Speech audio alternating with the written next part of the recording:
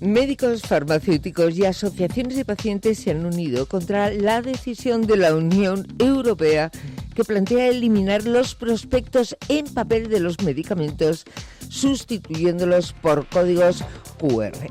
Evidentemente, esto es un problema, sobre todo teniendo en cuenta que, como decía antes, el 67% de las personas de más de 65 años no manejan hoy por hoy, desde luego, lo que es la lectura de un código QR porque no manejan las tecnologías digitales, que en España 1 de cada 4 españoles tiene más de 65 años y que además es este segmento de población el que más medicamentos consume. Bueno, para hablar de este asunto que está en el debate público, tenemos con nosotros a José Manuel Becerra, que es vocal de la oficina del Colegio de Farmacéuticos de Madrid.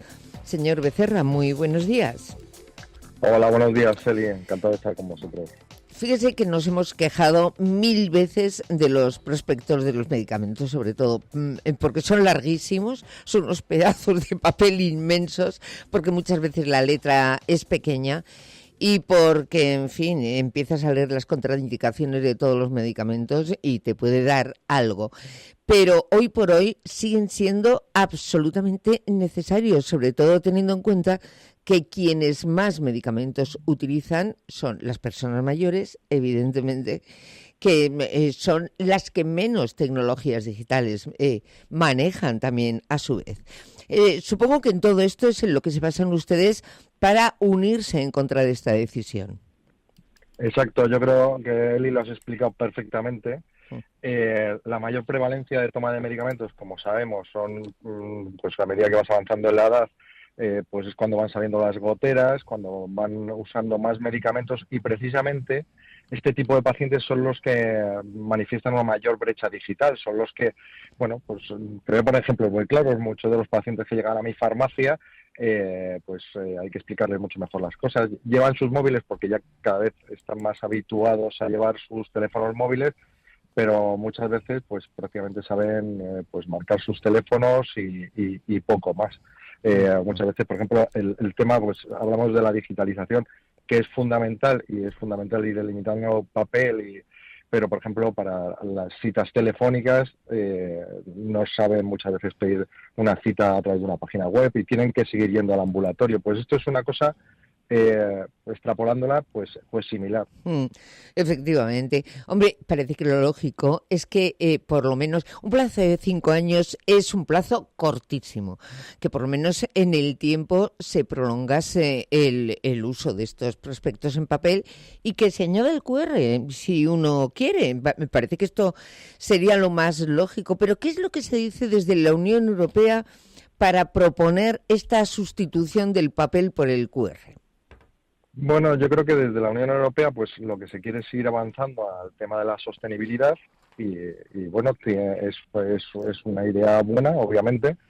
Lo que pasa es que no debemos olvidar que en el fondo en el centro nuestro como sanitarios tiene que estar el paciente y no podemos olvidarnos de ellos. Entonces, ¿por dónde pasa esto? Pues yo creo que pasa por una convivencia entre los dos, que para mí, entre lo que es la forma digital y la forma, el prospecto en papel, que para mí 5 años, para mí, para el resto de los profesionales sanitarios, nos parece un periodo muy escaso y pasa por la convivencia sobre todo de los dos formatos y también la formación al final a los pacientes mayores, pero 5 años me parece muy escaso.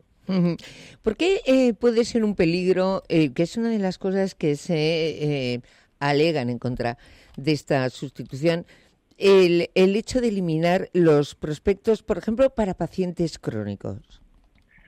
Pues porque al final, igual que muchas veces no saben a dónde acceder a recoger esa información a través del QR, pero imaginémonos que acceden a una página web y la información a la que acceden no es la de fuentes oficiales. Es al final no saben, muchas veces esa brecha digital hace que accedas a sitios que no dan información veraz, a las fuentes oficiales, la Agencia Española del Medicamento, en fin. Y es Bueno, el peligro que puede tener.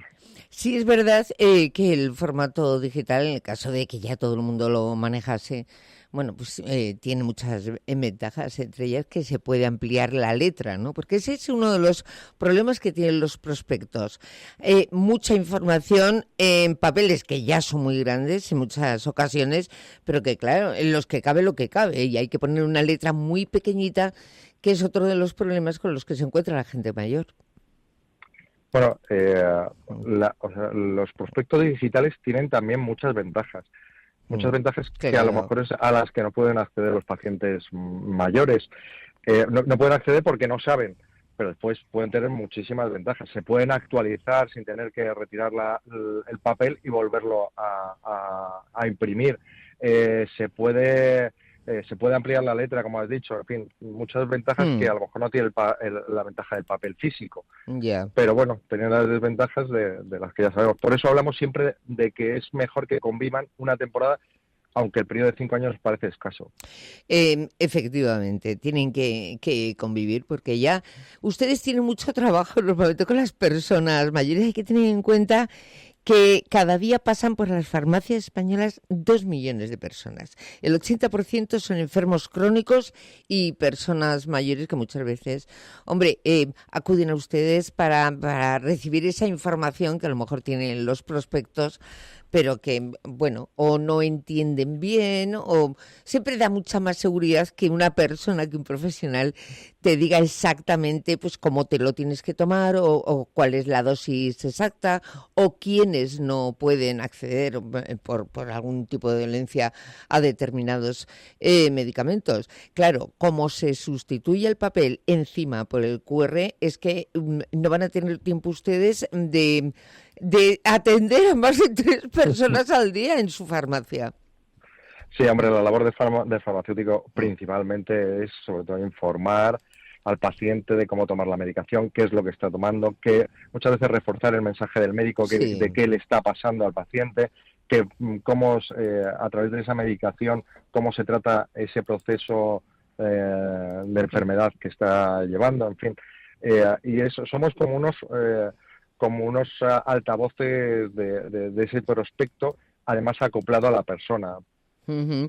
Bueno, ¿han notado ustedes que las personas que acuden a las farmacias confían más en ustedes? Consulte a su farmacéutico. Esto aparece siempre en todos los anuncios de algún tipo de medicamento, aunque incluso no esté considerado como tal, ¿eh? A lo mejor son unas vitaminas.